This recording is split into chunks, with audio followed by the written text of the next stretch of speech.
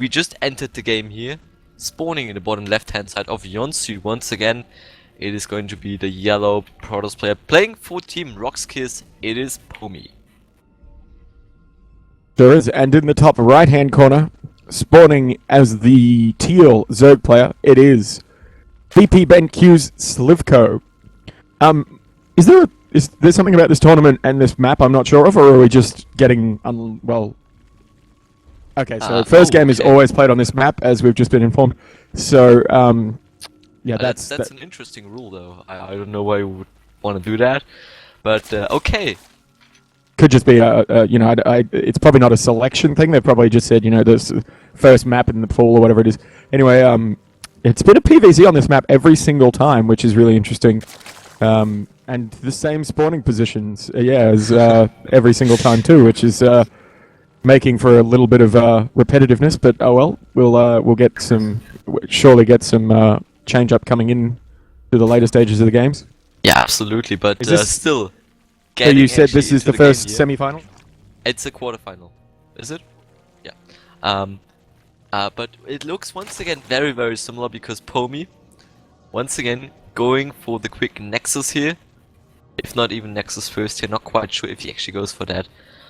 But this time he actually went for the drone scout, so he's definitely trying to try to block that hatchery. sLivko actually got by that drone and will now throw down that hatchery. That is not really too good for Pomi there. Definitely wanted to deny that a little bit, but yeah, well, things don't always go out as planned.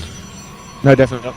We do, I mean, Pomi got lucky a little bit, I think, last time because the Demaga went so greedy that he was able to get a 3-base Void Ray build coming up, like 3 Void Rays at a time. You can support 1 Stargate per Nexus, basically, so he's not going to be able to pull that off against a player that doesn't go that greedy. If sLivko stays on 2 bases and does something aggressive, and he has that Void Ray build in the back of his mind, which is kind of where he seems to be going, I'm not sure he's going to be able to pull it off, but we'll see.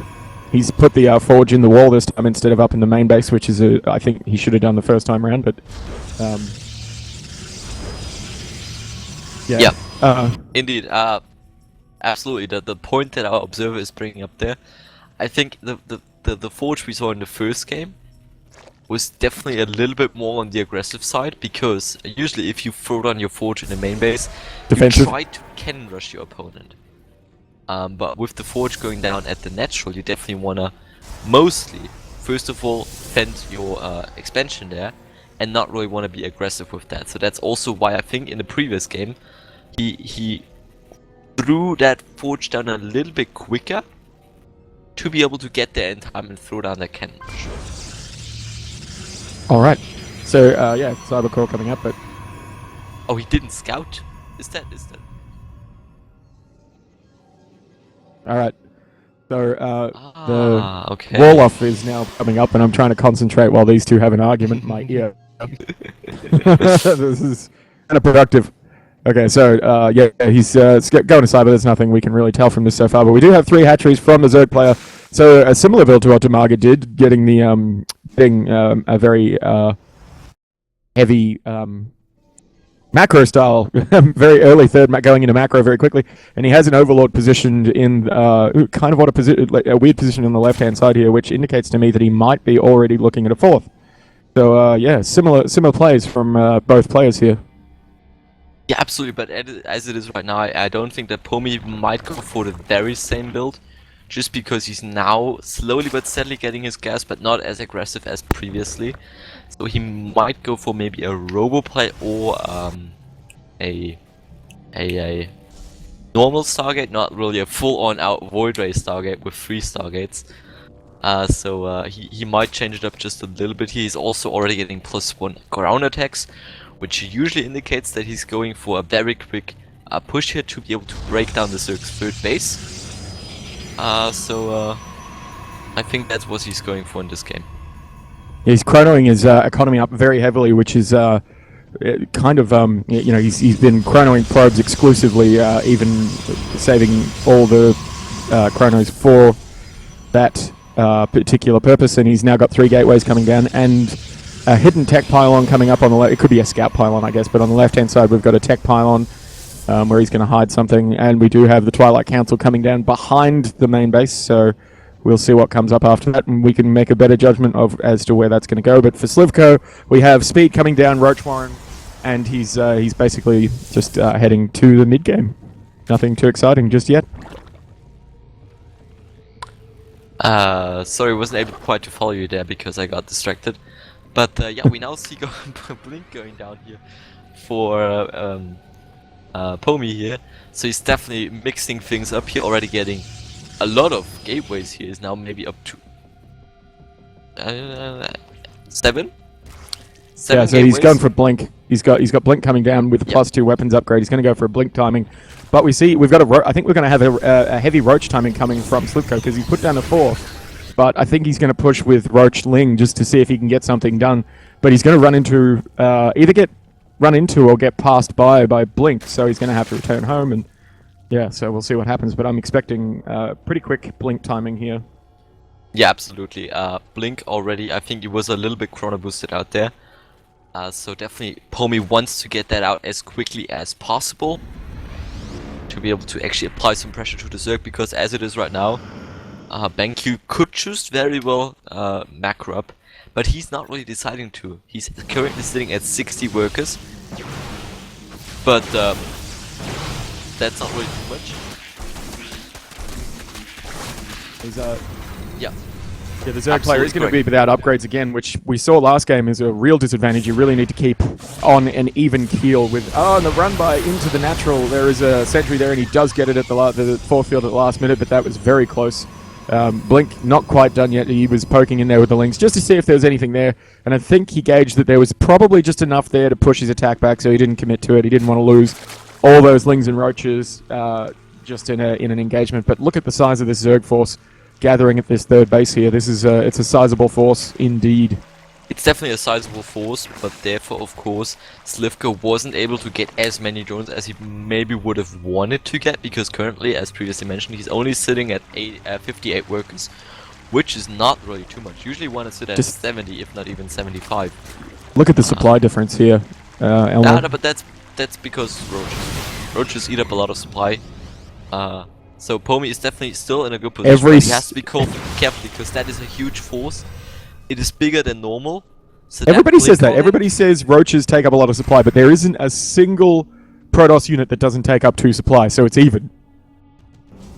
No, but Protoss units cost more, they are better, and the Zerg will just throw That's arguable, he's using Stalkers. Anyways, now sLivko once again trying to get up and attack here. The links come in, nice force hits, they're blocking out all the roaches.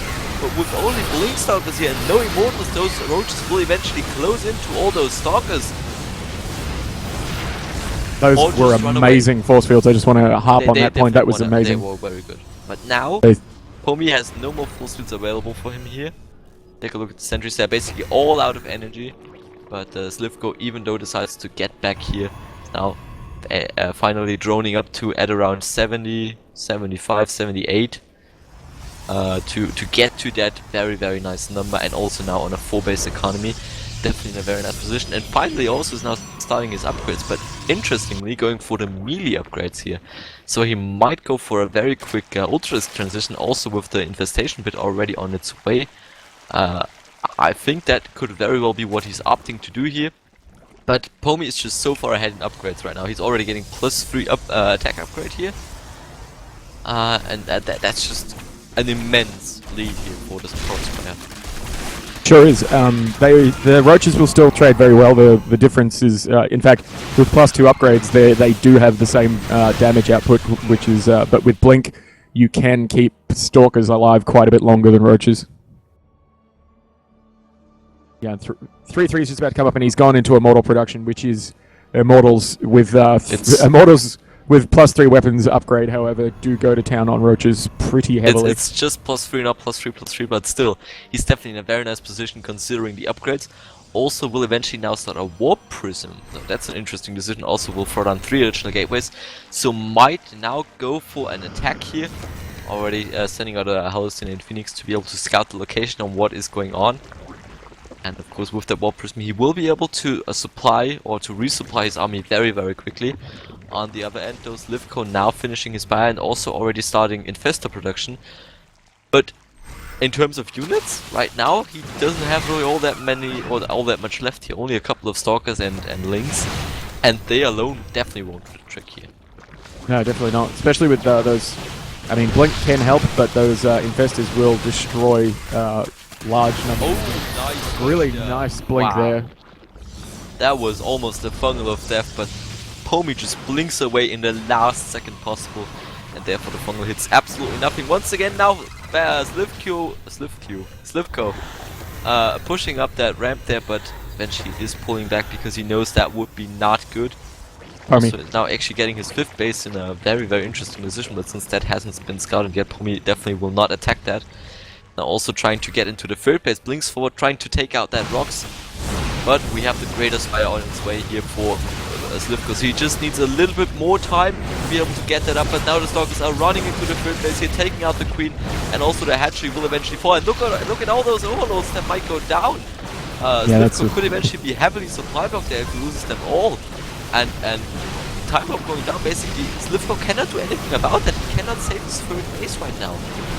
It's a really odd position to put those Evo chambers on that right-hand side, knowing that that would be the first base that would get attacked in any large attack. But this is a really nice choke here for Pomi coming in on the side of these spine crawlers, not having to engage too many at a time. But sLivko is coming up from behind with the vast majority of his Roach army. There is a Warp Prism back there, so he is going to be able to delay it, but warping in more Stalkers is probably a mistake, I feel, but that's me.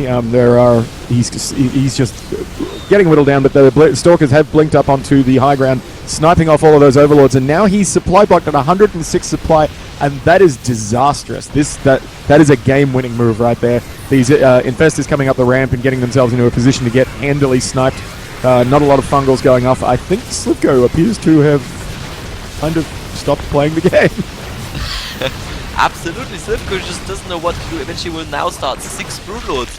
But, I mean, 6 Broodlords are nice, but having nothing beneath them doesn't help the situation. GG is cold. And First of the game reaches through here with +3/+1 upgrades. 2+1/+1. I think that was just a little bit too much upgrades there for sLivko to deal with.